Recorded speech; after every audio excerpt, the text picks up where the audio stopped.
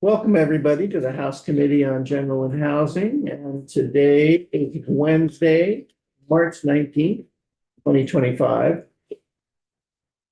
What we're going to do now is hear an introduction and walkthrough of H-172, an act relating to establishing a common interest subdivision resource center.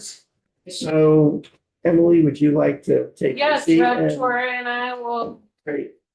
pull up the hot seat. Oh. Oh, Excuse me. Good morning, Camden. Good morning. all right. I'll kick this off. Okay.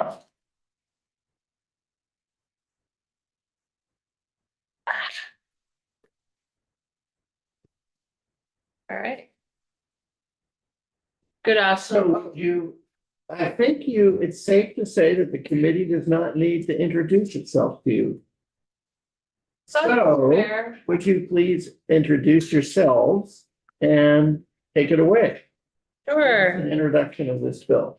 Yeah, so for the record, Representative Emily Krasnow, Chittenden 9, South Burlington. Representative Derek Torrey of Moortown. I represent Washington 2 District.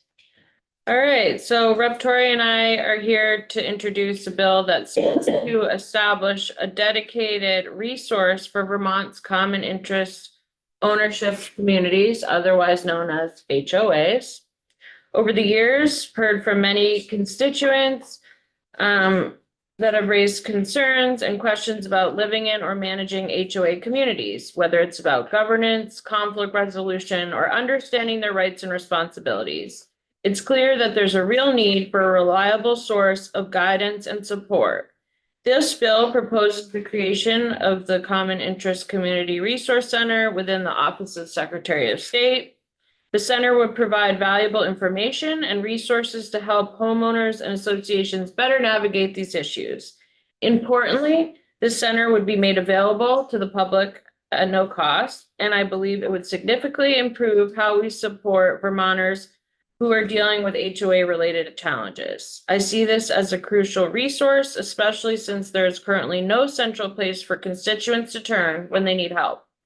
It could also allow us to possibly, if we decide to add this part, track issues that Vermonters are facing with their HOAs, which will help us address these concerns in the future.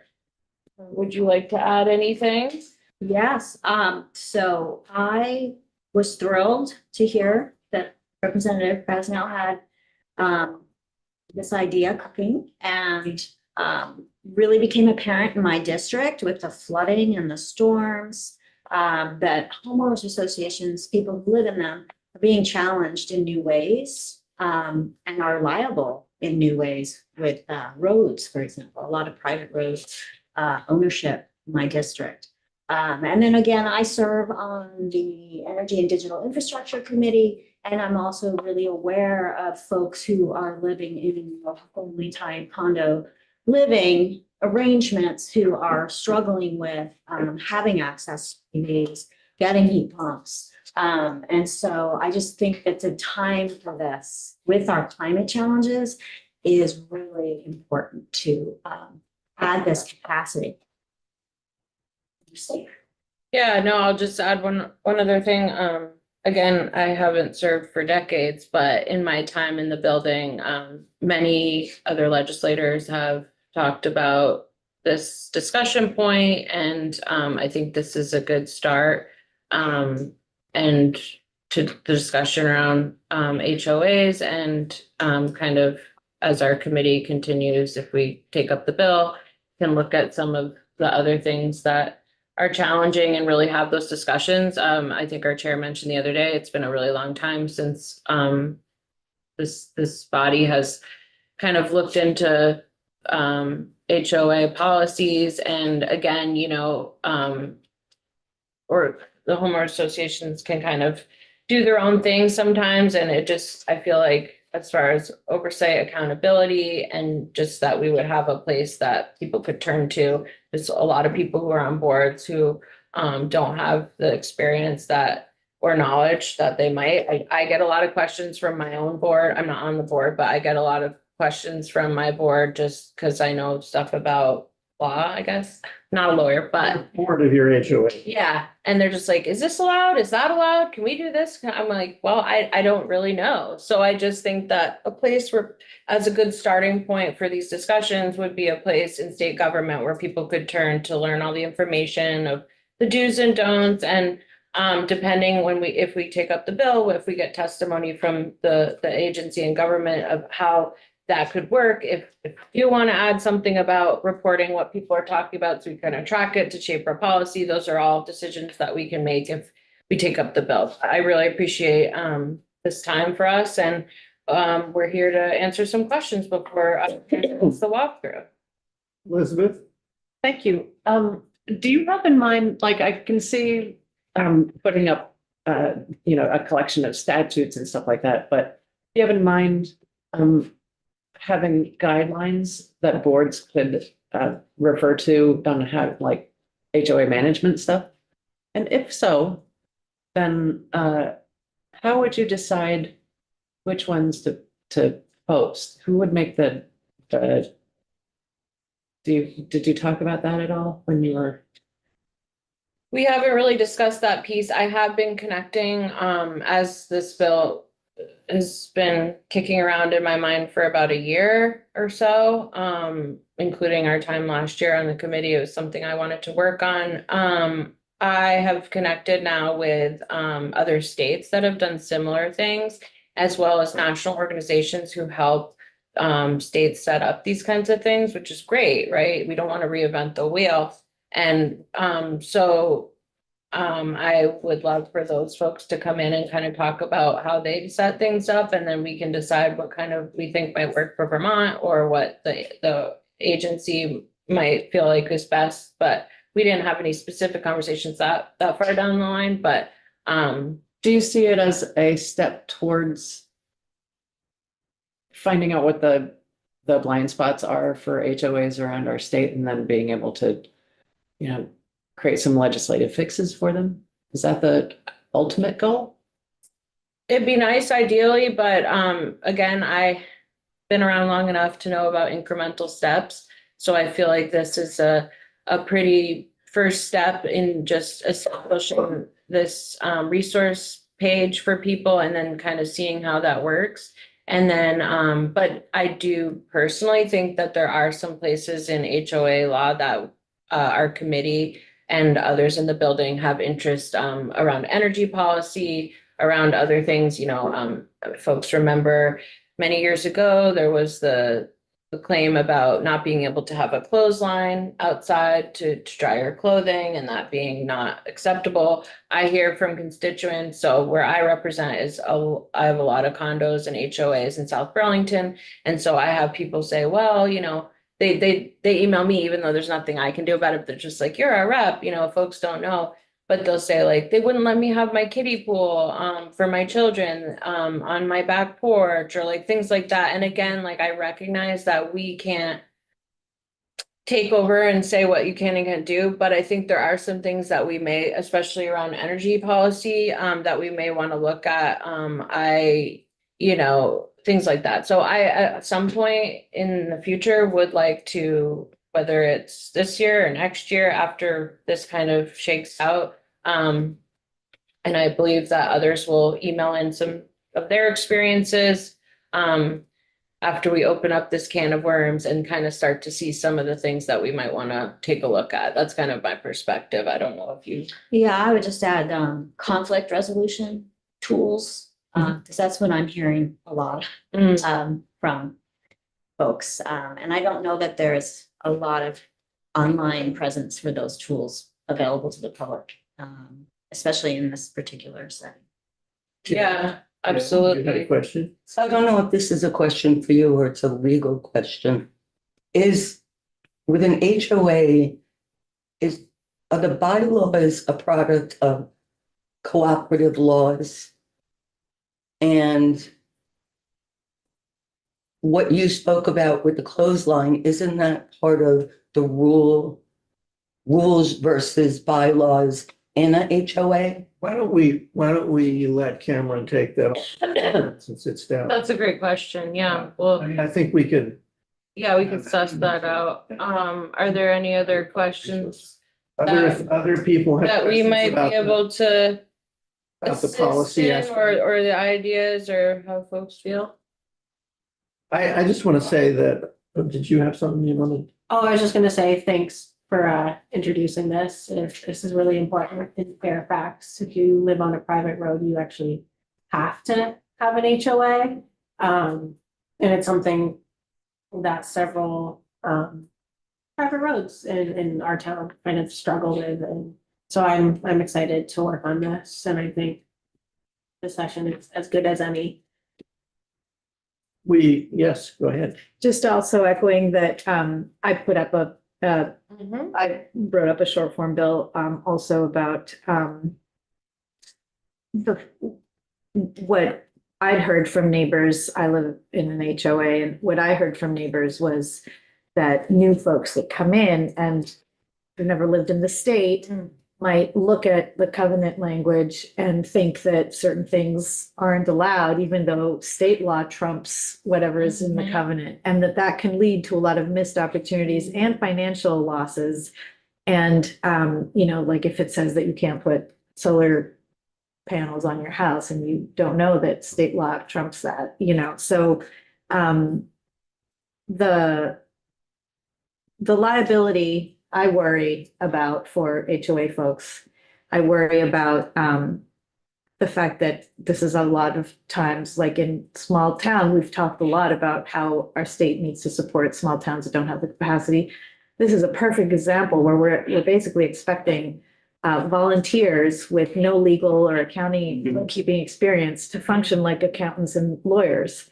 And it goes into our homes, our very homes, right? And infringing on having people be assigned to make very important life-changing decisions about the place where you live. So I think that it's time for us to take up some kind of discussion.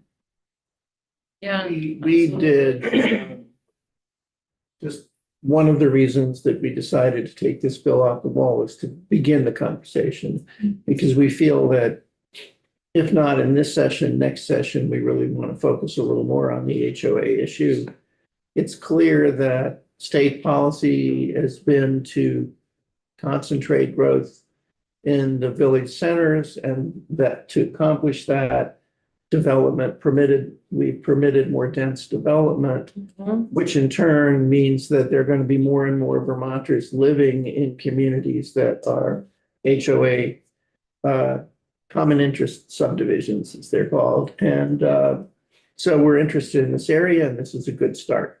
Yeah, thanks. And I'll just one more thing too, for Mary's question. I just want to say too that I have also heard, and if we can continue to take testimony, but some real estate agents were grateful too, because this is a place they could send people to show them what it really means and what your rights and could mean for you. And so they had mentioned that they were appreciative of this, moving forward. Thank you. Thank you. I live on a private road and have an HOA. And the reason it is a private road is the developer made an agreement with the mayor at the time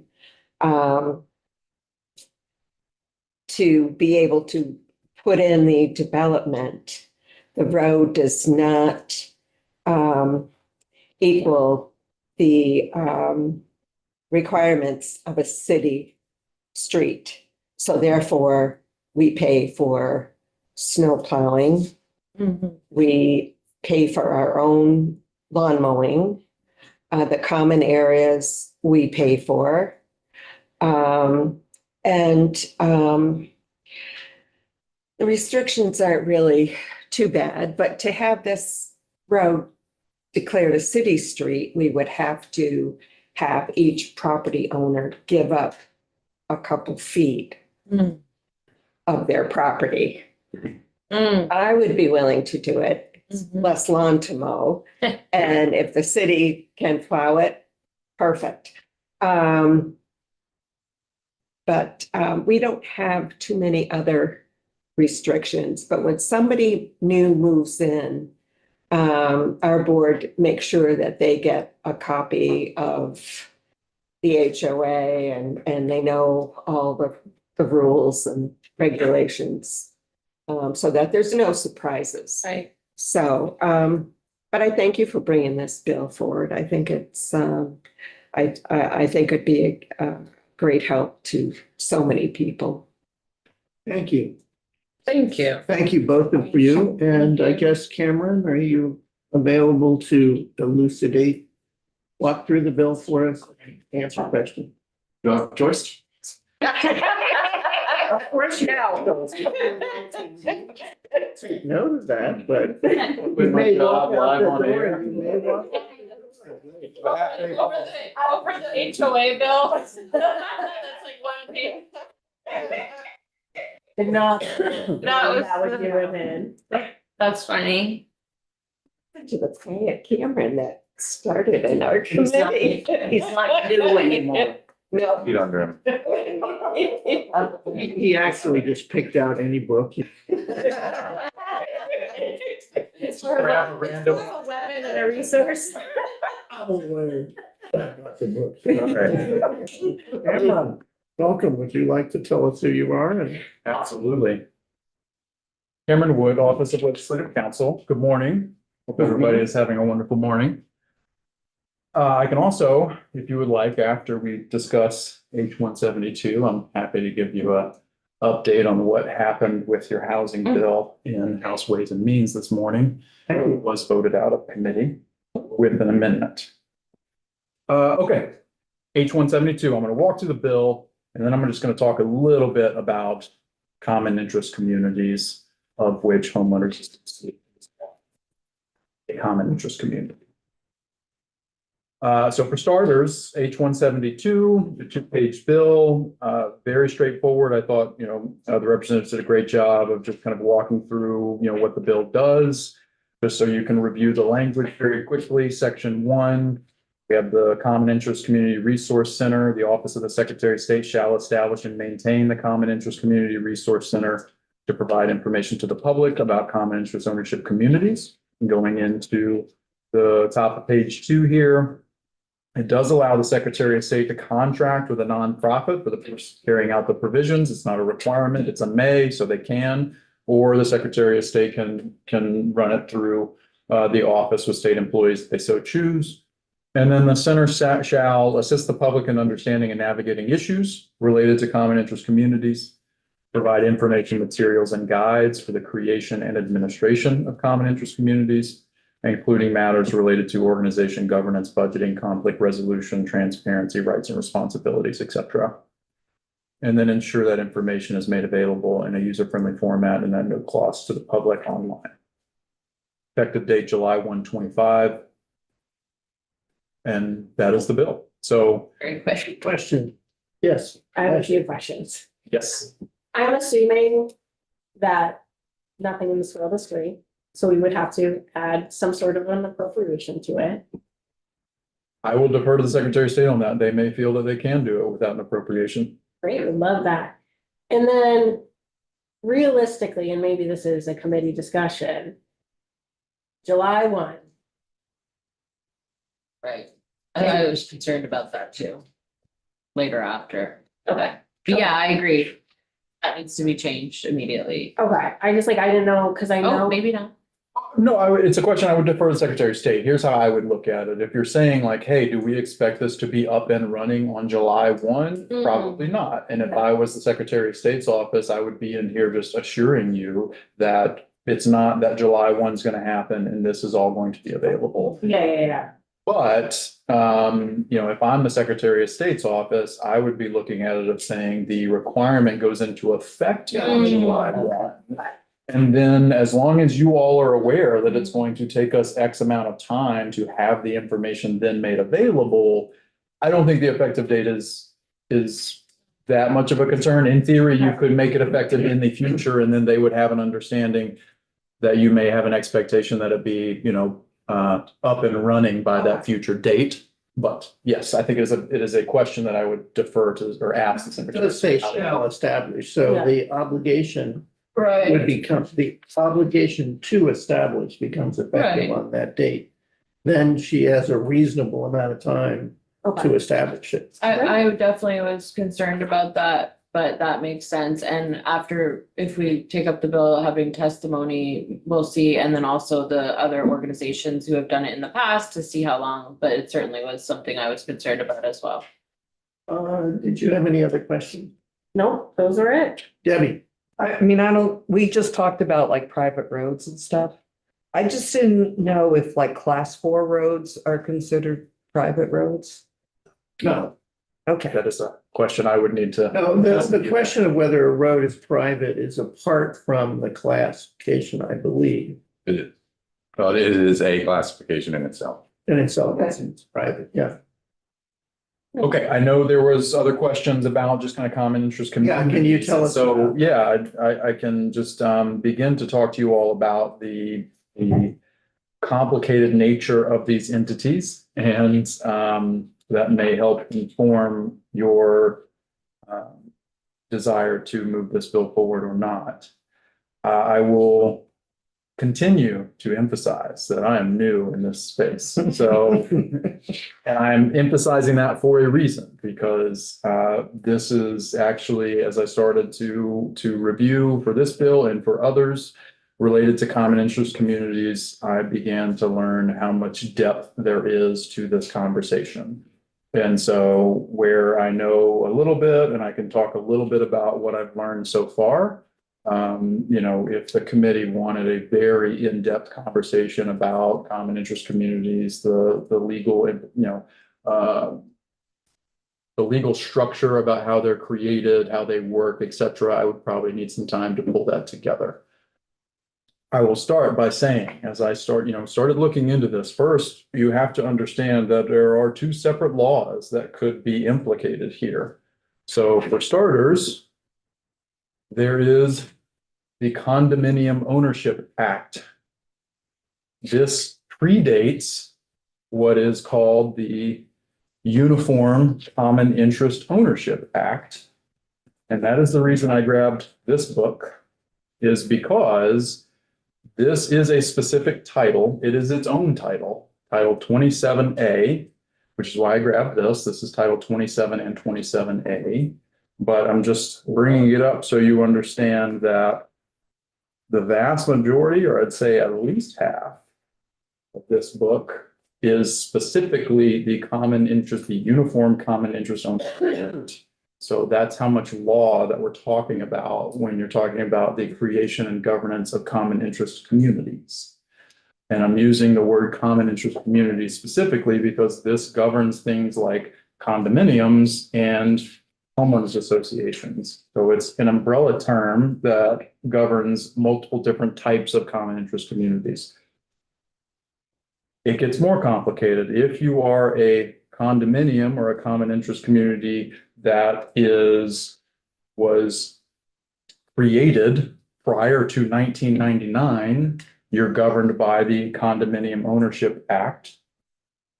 If you were created, I believe it's a date in December of 99, it may be December 1st or December 31st, I can pull it up and check. If you were created after that date, you're governed by the Uniform Common Interest Ownership Act. And you can then. Just one or both?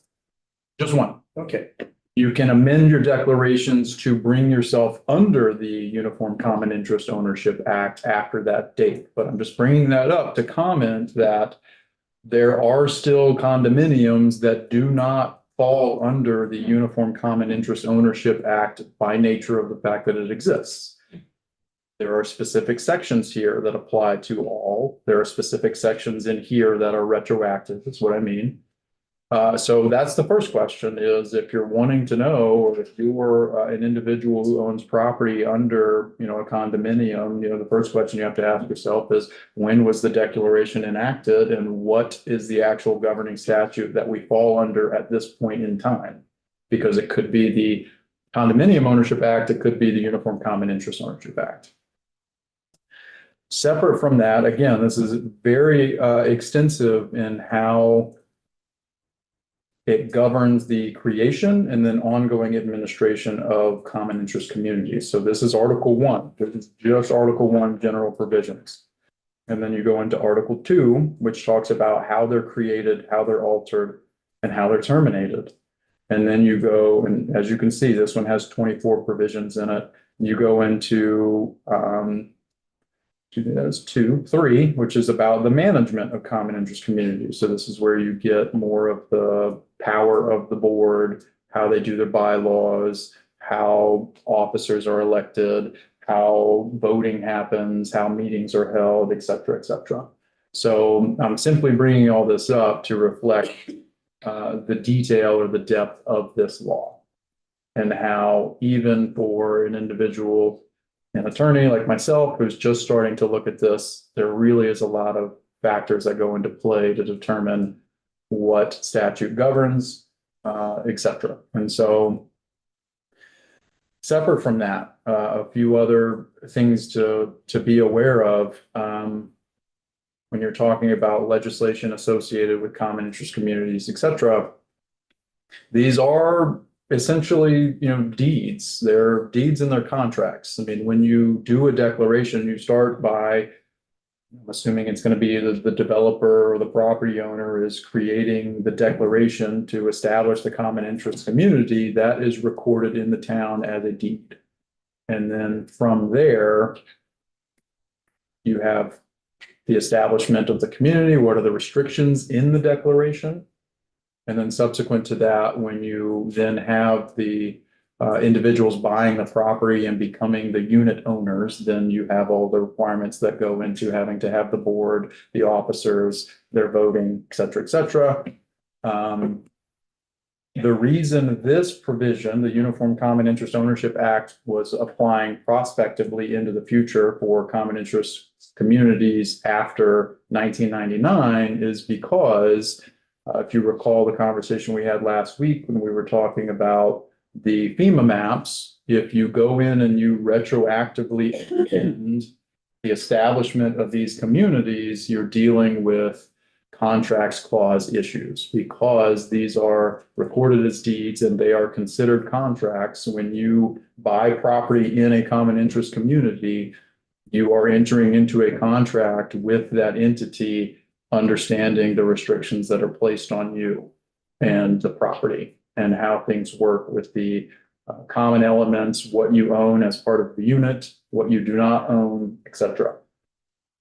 So when you go in and you make things retroactive, you're potentially dealing with contracts clause issues. So I didn't want to say anything other than that at this point. Again, just wanting to bring up the depth of the issue when it comes to these entities. And again, simply if that helps inform you all as you're discussing 172, my understanding is, a lot of common interest communities, if you want to understand what law governs you, what you can and can't do, et cetera, you need to hire an attorney who has to go into all of this in depth with you to understand what the entity's rights and responsibilities are, what a homeowner's rights and responsibilities are, et cetera.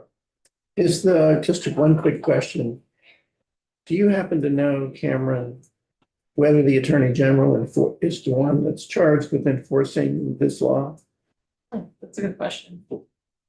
I do not know. I don't know that there's any entity that actually enforces it. I think it would just be a private action of an owner against the community itself, So right now, there isn't a regulatory entity charged with this law. I don't want to firmly say yes or no. I'm not aware of one, and I can double check that, but I think it would just be enforcement amongst each other. And to be fully transparent, when I was thinking about this bill, like, and it's pre-existing, like year or so ago, I did think that seemed like a problem.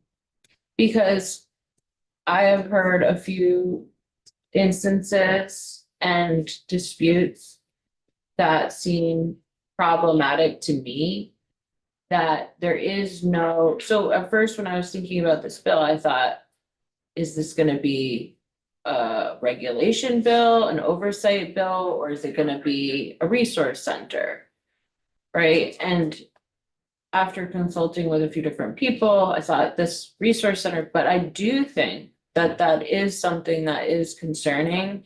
Some of the things that I have heard are, we have a lawyer for our board and et cetera, when there's been issues, but there are some things, there just is no entity in state government that has like an umbrella over when there really is something that is serious. So I think that that was something that I really was concerned about in general and would like to find more about. Can you think of an example of what you're speaking about when something is serious? This isn't as serious, but recently in South Burlington, there was a decision made by the president to not have their walking paths be public anymore. Like to kind of shut their neighborhood off. And the people in the community were like, we don't agree to that. That seems like an overstep. Who made this decision? Like it was one person. And the community in South Burlington, like sometimes they walk through there to get their kids on the school or you know, other things like that. So it was like a whole group of people and they had like big public meetings about it and everyone came to me. I was like, there's nowhere I can go with this. But don't the members make that decision? But sometimes a board president can just try to do whatever they want. And then I think some of us got an email from a colleague too about financial oversight. That was sent to us from another colleague. I mean, that's definitely an area where is of concern too. Like her constituent was like, maybe there could be I'm not saying we're doing this, but an audit every few years of it. Because it's these citizens sometimes, and I don't want to give anyone like the ill intent, but there are sometimes board presidents who just do whatever they want and then people don't know where to turn because, you know, and then they have to hire their own lawyer. It can get very messy. So it's just, that's something I've heard several times in my community. I've lived there since 2005, that there's been like, in South Burlington, there's been some different issues where people are like, who do I turn to? One could say the same thing about select boards. Yes, well, theoretic, but these aren't elected. Theoretic, this is an area, I mean, my experience was California. What's happening here in Who's Virginia? not elected? Our board is. They're elected by the Membership. yeah, by the membership. It's a can of But worms. this is an area that became highly controversial in California and many states 25 or 30 years ago, when you started having a lot of these homeowners associations. Homeowners associations include what you think of as apartment buildings where people own their apartments, but they also include large subdivisions, sometimes of hundreds and hundreds of homes with common paths, swimming pools, you know, all kinds of community facilities. And in the largest terms, the homeowners association is like a private city council. Right. The abuses fall into many categories, but typical abuses were procedural ones where either on purpose or without even knowing how the place was run, being run badly, you know, Mhm. not running meetings well, not meeting regularly, et cetera. Other abuses were failing to inform new owners of what their rights and responsibilities were, what the rules that were recorded. Even though the rules are recorded and run with the land, sometimes people would buy a unit and they wouldn't be aware of that. So in California, when you buy into a common interest subdivision, you are handed a packet of material. The Attorney General's office has a section that is charged with administering the law and making sure that it's enforced. And then there's rules. There were problems where this is a highly regulated in California. I really don't know the law here. But the problem is, what do you do about common interest subdivisions that do not set aside enough reserves so that when their roof falls apart, they don't have the money to fix the roof, or Right. there's an elevator, they don't have the money to fix the elevator. So in many states, there are laws on how many reserves they have to have. Hmm. And they have to maintain those reserves. They have to have their books be open to the members to show that they Mm. have the reserves, et cetera. Finally, and gives you a sense of the power of these associations. The associations have the power to levy not just the monthly fee that they charge, which in some cases can be in the thousands of dollars. But they also have the power to if you don't pay the fee, to put a lien on your house, on your unit, and then when you sell your unit, so it's like a fine, it's just subtracted from the sales amount. So all of this arose because of abuses, problems that are not hard to imagine. I mean, they happen. And I do think, Cameron, it's safe to say that the committee has been talking about nosing into this in its more serious way. This is just a beginning, and there probably will come a time when we're going to need your expertise to be fairly deep on the subject. I think one of the major issues that probably would be interesting to know during this round would be, is there anybody in the state who thinks they are charged with enforcement of that law? That's a great question. And I'm that's curious the too. one issue. At this point, I don't think we need you to become the expert in the state on this subject. I do know from my own experience that there are lawyers who are experts Oh, in great. this area. So, are there any questions of the committee of Cameron on this issue? No, I have a historical question that I'm gonna figure out though. I'm curious if anyone is aware of where the kind of the general idea of creating HOAs in these Yeah. communities came from. I have my thoughts, but I'm Yeah, curious if anyone says, yeah, I know why they. I don't. I do know that it arose in California from two ideas. One is when it's an apartment building where you own the apartment. What you own, usually, it's defined, it depends. Usually what you own is from the wall in. right. That is, you own the paint on the wall, but you don't own the wall. You may own the windows, you may not. It's all defined. Yeah. And the other was these huge developments. I mean, New Jersey was huge developments where you just had enormous amount of private property doing what you think of as public functions. In other words, roads, paths, parks, all kinds of stuff.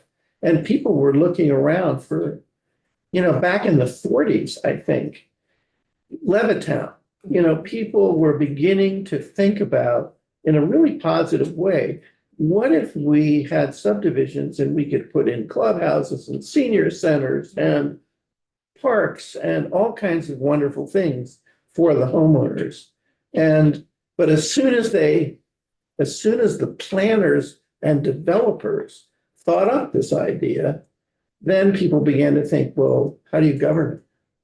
What is the governance for this if it's all going to be private and the rest happened? But I know there are books on the subject and I just don't know. Yeah.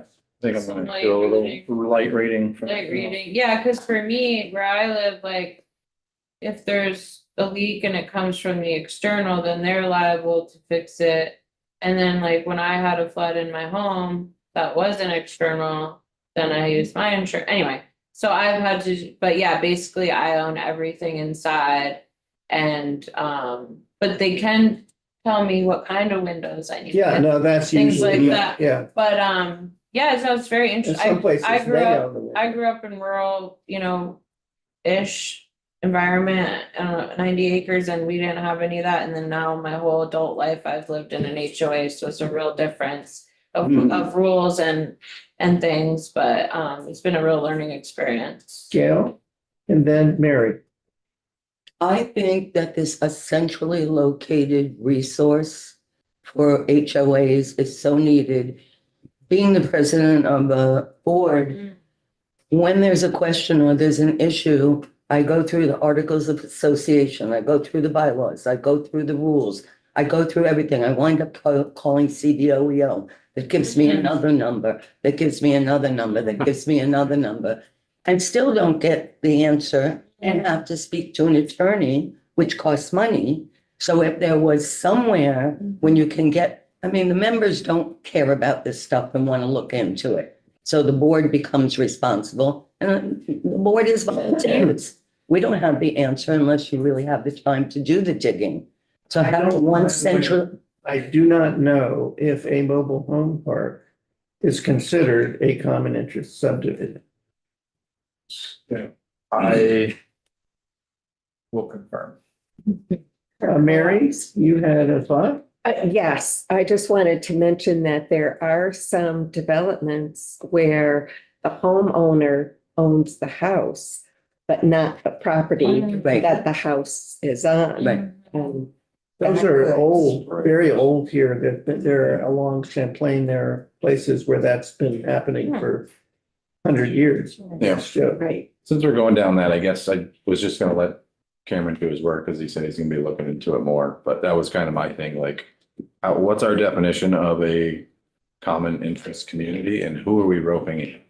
I think Roping. I have a feeling, Cameron, that question is one that should be answered sooner rather than later. Because we just like, I mean, like you said in your thing, there's an HOA, like, or maybe a mobile home park we have a thing. and there's two Maybe distinctions it- because a mobile home park owned by a private owner is different than a cooperative. Yeah. There's mobile home laws. There's an answer. I mean, there is a very specific definition in the Uniform Common Interest Ownership Act, where I'm just a little hesitant on, the full extent of where that scope expands out to is primarily in the question related to mobile homes, because in the same area in the same chapter of the Condominium Ownership Act, there is sections related to what are the rights of tenants if you're changing an apartment into a condominium. And then there's a separate section related to what are the rights of mobile home owners if you're changing what I'm assuming a mobile home park into more of a common interest. I'm just trying to be careful with the specific phrasing here. So that's something I will continue to look into. And Mr. Chair, I was just going to comment, for the collective of the committee, I will begin to start pulling this together. I don't want to affirm that I will be ready to go this session, but I will assure you if this is something that you want to discuss in depth next session, I will be prepared to come. So you're not walking out the door, huh?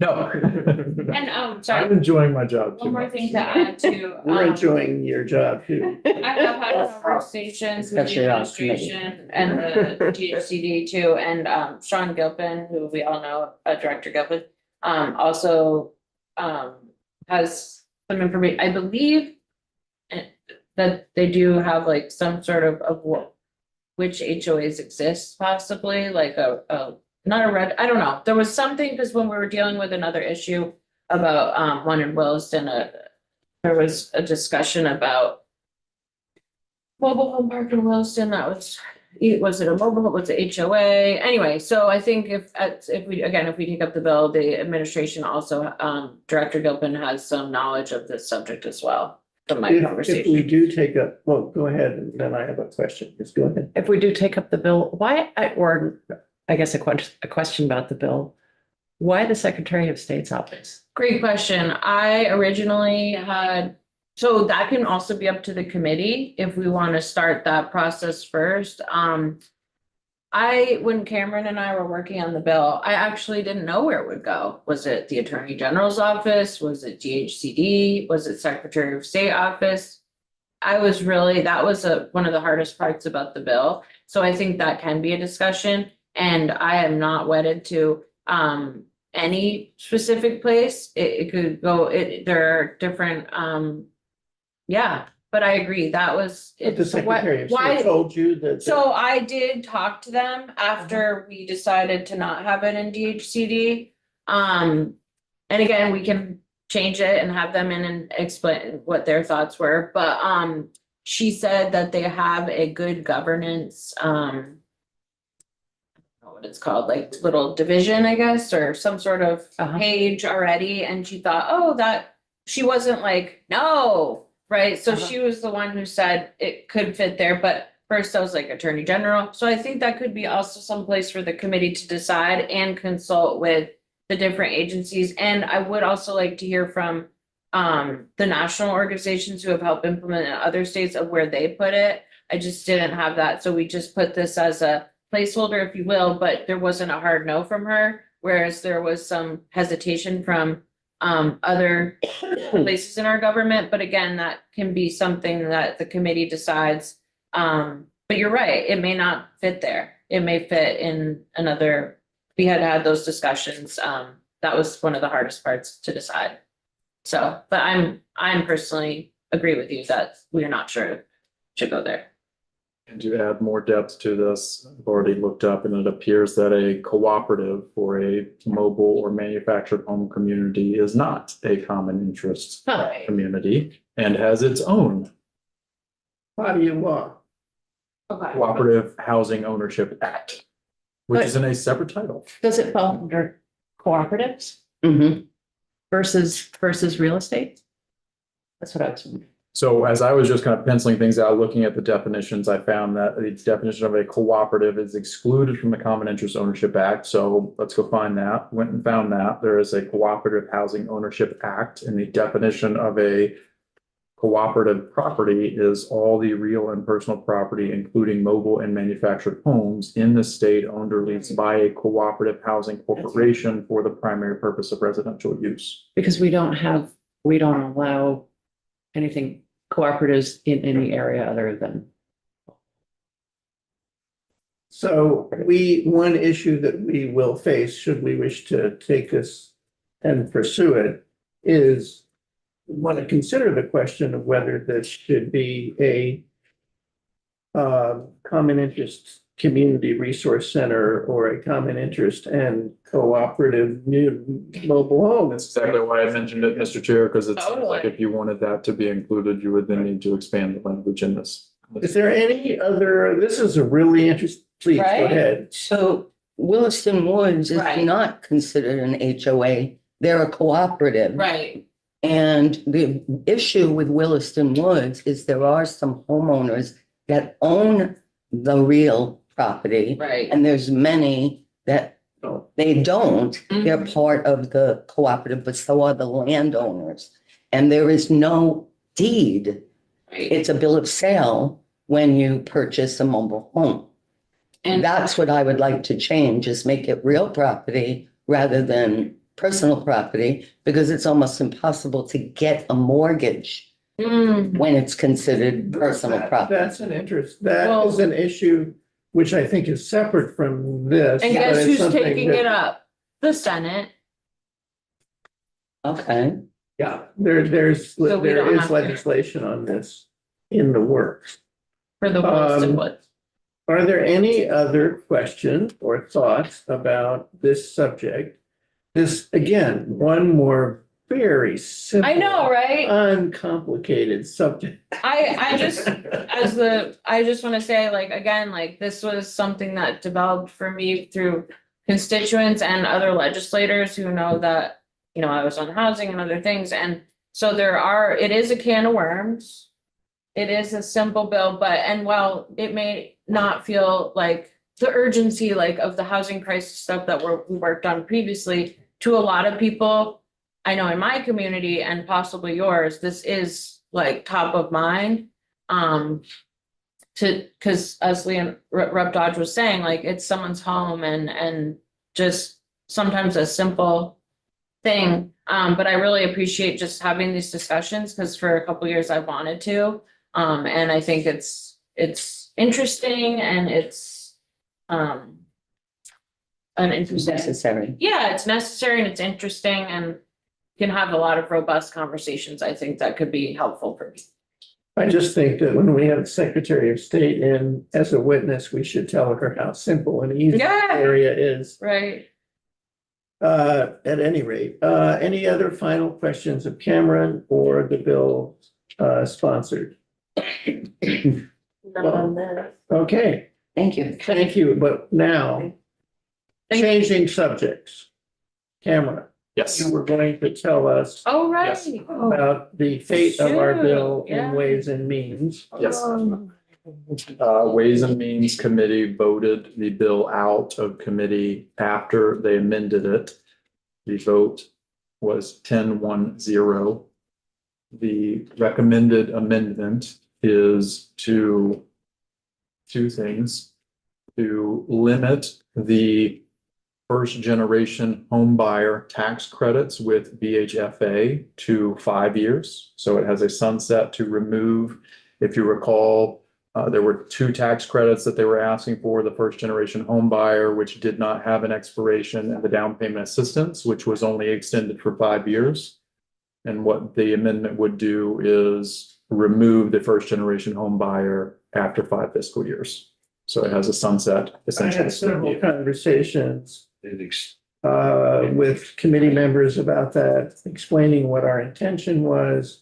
I think there was some initial skepticism about the first generation homebuyer grant program, which is not a revolving fund. It's not as if a fund builds up. It's just every year they sell the tax credits and use the money to make grants. I explained to the committee that the advantage of this program, and one of the things that attracted us, was that a substantial number of the recipients are minorities of one sort or another. So they then decided there was skepticism, and they will go with it by sunsetting it after 5 years. And at that time, we like it, and we have the money, we can continue it. Please go ahead. The other amendment was they are recommending to strike the section for the short-term rental municipal 1% tax. Because do you happen to know why? I do not know what their intention was behind it.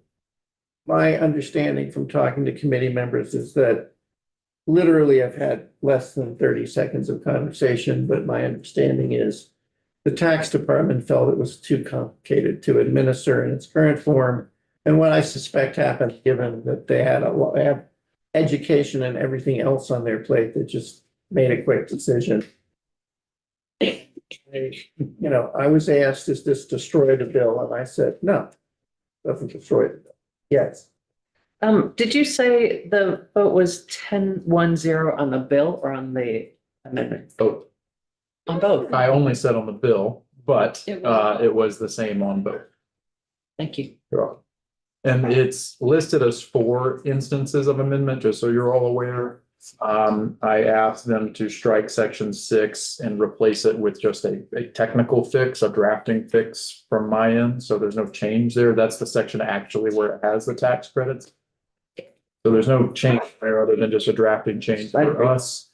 And then there's a new section 6A, which repeals the first generation home buyer after 5 years. So that has to be inserted, striking the short-term rental municipal, and then a new effective date to make the repeal effective. So there are 4 actual amendments, but really just 2 substantive changes. We will probably first thing next week, it depends, even conceivably on Friday, depending on the timing. I think I've told somebody, we will be doing a straw poll on this amendment. And once appropriations votes out, which they hopefully will, and amends our bill, we'll do a straw poll on theirs. And the reason is, when this reaches the floor and we all present our bill, we will present our bill as we passed it. Then each of these 2 committees, like Teddy Wazazak is the reporter for the bill for Ways and Means. Teddy will get up and he will present the amendment. Then we will be asked, did your committee do a straw poll on the amendment? And I will report the results of the straw poll. Then that amendment will be voted on the floor. Ditto with appropriations. And I'm not sure, it is conceivable that 490, what's in the 489? What is it? 79. Or 79. It's conceivable that our housing bill will get out of appropriations quickly enough that it could come to the floor on Friday, but I doubt that very much. And if it does, I will stand up and ask for that it be postponed by one day or maybe even two, so we all have time to prepare the presentation. Any further questions of Cameron? Cameron, do you have anything else you want to tell us? I hope you all picked the University of Alabama to go very far in your men's bracket. Other than that, that's it. Auburn. Mr. Wood, that was on the record. That's perfectly fine with me. Any questions of our attorney now that we have him here? One of our attorneys? Okay, thank you very much. We are, at this point, we do not, the House floor is from 1 o'clock, probably be substantially long. And then I have a meeting, my weekly meeting with the speaker was postponed until right after the floor. So I do not believe we will not be reconvening today. Tomorrow we convene Thursday at 9 a.m. Okay? At this point.